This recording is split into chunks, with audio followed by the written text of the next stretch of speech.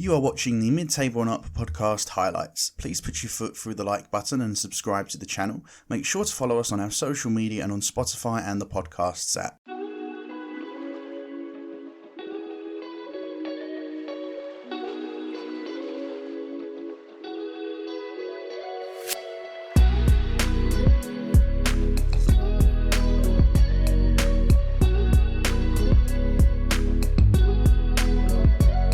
I have gone with Mesut Ozil. I was wondering someone would have him. Wow. I had him on a list of short list of potential people. So he was on my short list too. Yeah.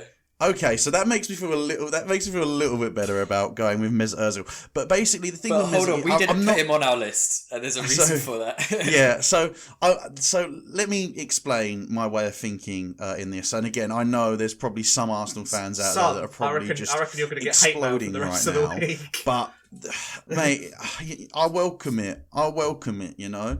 But the thing with Mesut Ozil, as I said, you can't deny that he has achieved great things in the game, because of course he has. He's won a World Cup. I can't believe I put a World Cup winner on this list, to be honest with you.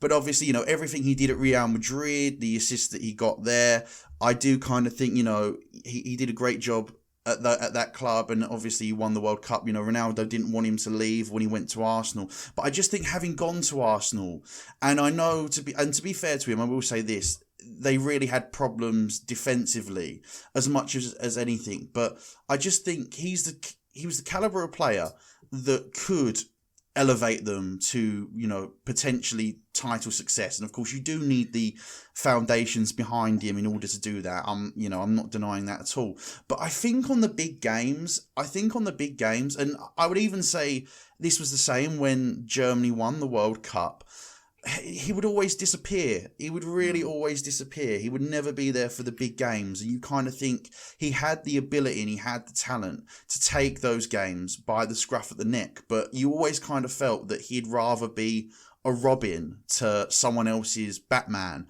In many cases, that would be either Ronaldo at Real Madrid or Sanchez at Arsenal. And obviously, Sanchez left. They gave him that big money contract. And I kind of thought, right, this is the time for him now to really step up. And, you know, I think they did. Yeah, I think they did give him the captaincy around that time. So, and just to not have that, you know, I just think it's not, as I said, he's obviously achieved a lot in his career. So that's why he's a lot lower on the list, because let's be real, he has achieved great things in his career. He has got loads of assists in the Premier League. But again, he's very good at smashing the smaller teams, you know.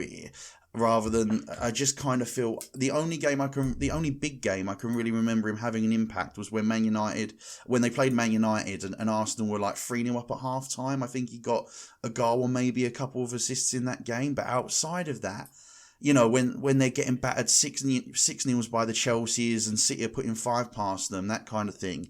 You need your player of that caliber to be the guy that's going to grab the game by the scruff of the neck and to influence it. You know, I'm not saying he has to do loads of running, because you don't put Mesut Ozil in the team to do that.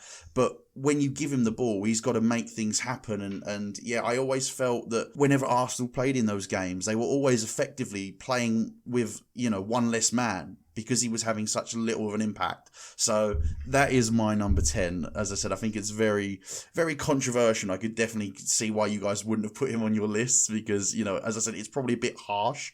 But as I said, at the same time, I think he definitely could have got more out of his Arsenal career than he has done, in my opinion. So to talk on why he didn't make Ellis and Simon come in here if you know, as and when.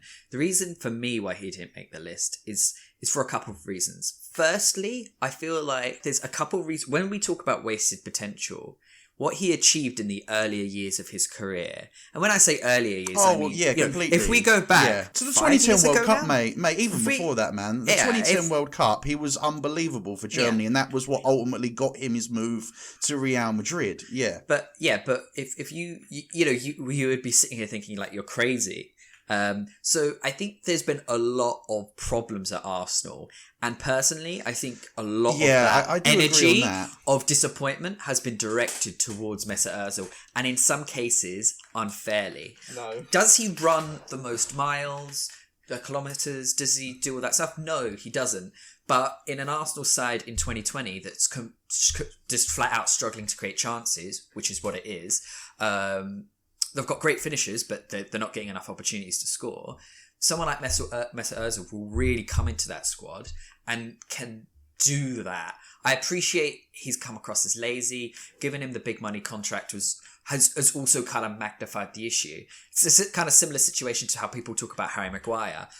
People expect the big things for Harry Maguire because he costs £80 million. You know, if you look at Harry Maguire in that Leicester squad, he's the same Harry Maguire that's in Manchester United. I mean, to be fair, I would say that the expectation's bigger. I mean, obviously the expectation is bigger, but I would say that on the flip side of that, Harry Maguire was in much better form while he played for Leicester, hence how he earned that move. And in terms of Mesut Ozil, I definitely take your point in the sense that you have to look at the rest of the team as well. You know, no Premier League title winner has come through one player on their own. No, you need other components of the team to also be working well.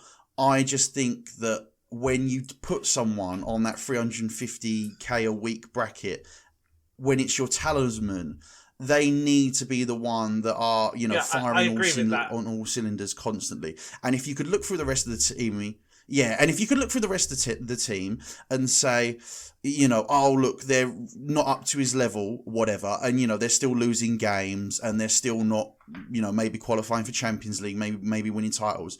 If you could sit there and say that Mesut Ozil had done everything that he could and, it was just the rest of the team that was letting him down, then I'd have no qualms with what he's done at Arsenal and I'd hold my hands up and say, what, fair enough, brilliant player for them, but, he's just not been in a team that's good enough. But ultimately, I don't think he's got the best out of what I would say, though, is that 350k a week was not given to him because he was worth 350k a week. They just lost Alexis Sanchez, and they couldn't afford publicly to be seen to be losing another one of their star players. It was nothing to do with they thought he was worth 350k a week. He had Arsenal over a barrel, basically. They'd already lost one of their star men, and now they were about to lose another one. And he had a bloody good agent. An insane contract. That's not his fault. I mean, he's a professional at the end of the day. He needs to... Oh, no, if you're in the same position, you would definitely do that. But even beyond the money, I do think that he's still a talisman, was supposed to be a talismanic figure that's never, even when he was in really good form, as I said, there was a season when he nearly broke the assist record, didn't he? And... as I said, smashing all these little teams, like no worries at all, no drama there. But then as soon as the big boys would roll into town, they'd still get flattened 4, 5, 6s against the Chelseas, the Cities, those kinds of teams, Liverpools. It just wasn't good enough, really. And as I said, it wasn't like he was playing out of his skin and the rest of the team was letting him down. So, yeah, that's why I went with... Mesut Ozil at number 10, as I said, obviously he did achieve, great things at Real Madrid and obviously won the World Cup with Germany. Even though I don't think he was very instrumental in that particular World Cup anyway. That's part of the reason why I put him in there. He did start most of the matches at that tournament, if I remember rightly. He did start most.